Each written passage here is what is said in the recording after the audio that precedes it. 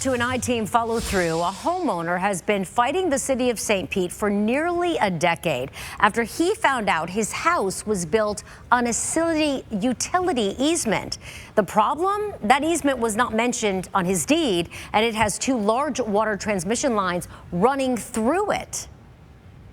On Zillow, it says this piece of property is worth close to $1 million. What's it worth right now, knowing this easement's running through it? Salvage value. The house and everything is just, it's worthless. The lawsuit involves a record-keeping mishap that happened 95 years ago.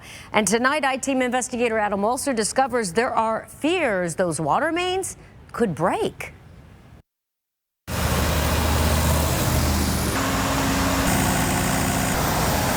The orange barrels and heavy equipment along Racetrack Road in Odessa may look like a typical construction site, but neighbor Hamid Salahutdin says the 36-inch and 48-inch water mains buried a few feet below the surface make it feel more like a minefield. They've monitored this 24/7 for months on end and everything, and you know they're just scared to death of what might happen. According to a City of St. Petersburg utility report, there was recently a close call when a contractor installing a sewer line for a new subdivision came within unauthorized close proximity to the city's water transmission mains.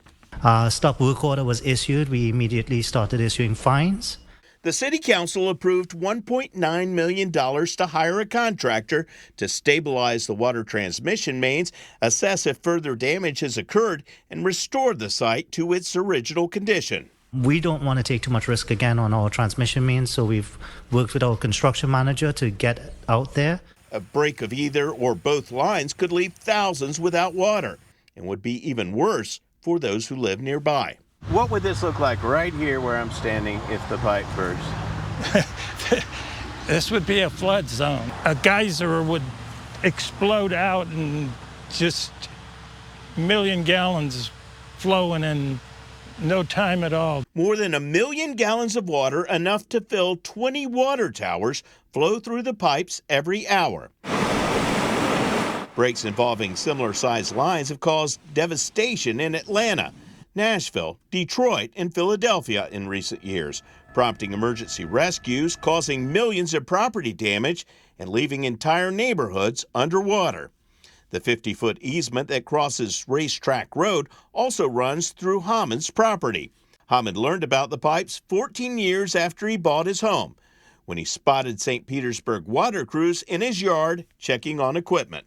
Years and years later, they came and they go, oh, well, what? And then they had to dig around it. Hamid hired a surveyor who used spray paint, flags, and stakes to show the easement's location. He marked the path with roofing shingles.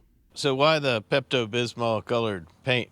Because so it would stand out, so people could see it from the air. The paint is now faded after years of exposure to harsh Florida sun. But this is what it looked like from our drone 2 years ago. 8 of Hamid's 10 acres are unbuildable swampland.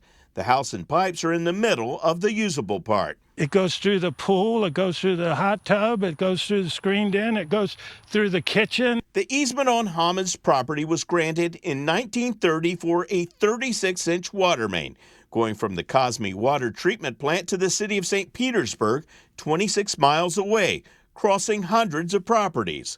A second 48-inch water main was added in 1962. The pipes provide 28 million gallons of water a day to 360,000 St. Pete residents. But the original 1930 easement wasn't recorded until 1954, 24 years after it was granted. It cuts across a road. We asked real estate attorney Andy Lyons, who was not associated with the case, to review documents from the court case in 2023. So what normally happens is the county will put in a utility and record an easement. Every time that property transfers after that, the easement follows the deed. During the 24 years before the easement was recorded, properties were divided and sold with no record of the easement. And there's no way any of the homeowners after that would know just by looking at their deeds. And this is miles and miles of these properties. Miles of these properties. The city knew there was a potential problem 60 years ago. This 1965 memo says there are certain areas in Pinellas County through which the 36-inch water transmission line was installed without benefit of easement rights. It's possible structures could be erected over the pipeline. Hamid's property was transferred 7 times without the easement showing up in title searches.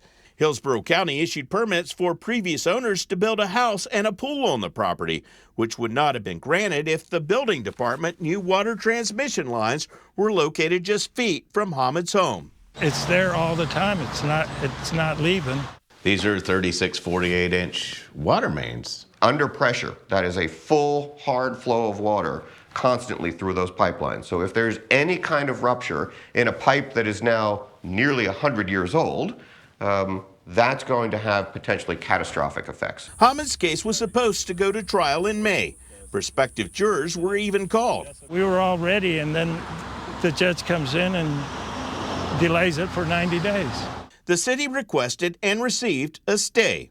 We reached out to the city, but a spokesperson told us it's their policy not to comment on pending litigation. When this all started, I was 66 years old.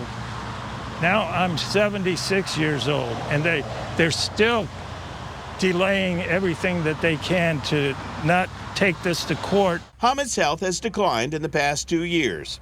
Last July, I had a cardiac arrest, a widowmaker. His daughter performed CPR and saved his life, but Hamid spent a week in a coma. He believes the city could easily provide a solution. Either move the pipes away from the house or build a house away from the pipes. Based on the millions it is costing to protect their pipes along Racetrack Road, Hamid believes the second option would be best. And he even has a site in mind. So this is all your property over here, right? Yes, it is. So they could build you a house right over there. Yeah. No problem, far away from the lines.